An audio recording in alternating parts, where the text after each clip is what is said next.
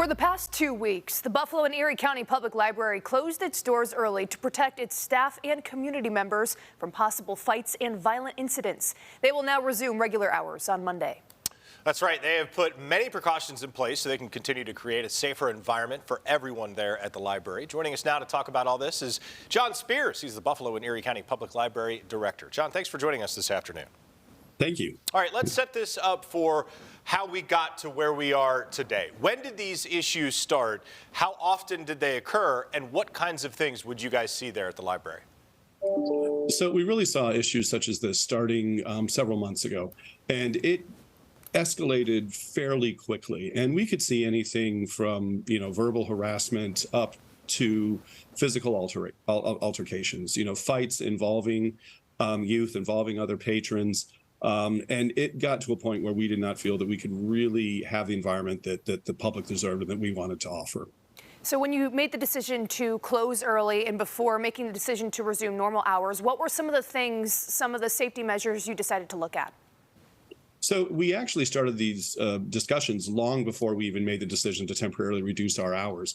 And we have looked at everything from bringing in community partners to physically changing some of the parts of the building to changing how people come and go through the building. We had several things that were short-term, some medium-term, and some long-term. We've been exploring things such as metal detectors. And quite a few of these are things that we're ready to roll out now, and others are things that we're looking at implementing as we're able to in the future. John, the fact that this grew to the point that its frequency required you guys to start closing early for the first time in probably a very, very long time. Where were these kids coming from, and were they actually there to use library services, or were you guys basically an extended daycare for older teenagers? What was it? We haven't necessarily tried to track where these students were coming from. That wasn't necessarily as much of something that we were concerned about. We were concerned about the behavior that was happening in the library, and we were more concerned about what we could do, how we could serve these people who were coming to the library. This wasn't a group that we wanted to feel unwelcome. And it was a group that, that just like any member of the public has the right to be at the library. At that point, then, it's on us to actually look at how we can provide services that would be of interest to these students. But are they using those services? I guess that's were they there to do research and then, an enemy happens by and then a fight breaks out? Or were they there for the purpose of causing trouble? That's, I guess, my issue. I think they were here, and then a small number of them actually created the disturbances. There were people that were here to do homework. There were people here to study. There were people here just to hang out with their friends. And then we did start offering some programs as much as we were able to, things such as, craft activities, things like that we initially saw only a few students, maybe 5, 6, 7, that were taking part in. But by the time we actually reduced our hours, we were seeing 70 or 80 students that were engaging in those activities after school.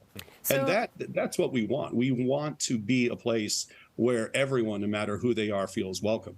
And this is going to be a way that we can do that, where we can welcome both the students and everyone else into the library and make everyone feel that this is a place for them.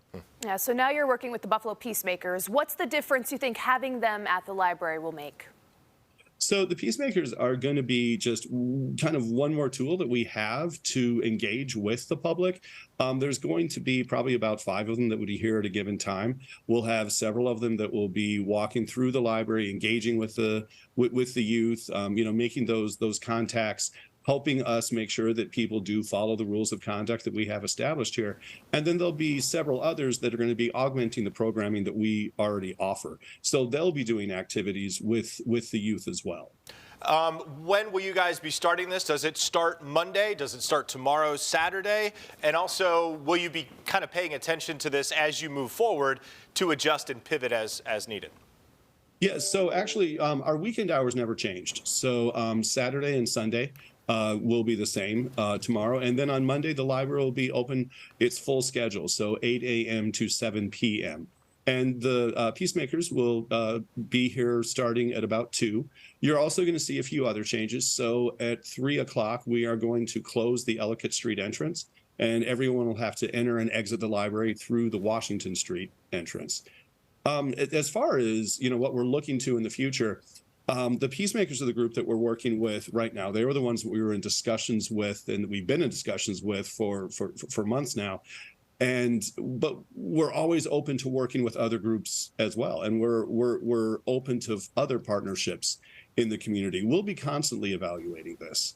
We'll constantly be looking at what we're doing, making sure it's meeting the needs, making sure that it's creating the library that this community deserves. Yeah, we, of course, will make sure we have all the hours and information up on our website, WIVB.com. John, thank you so much for joining us this afternoon. Thank you very much. Have a great day. Thank you.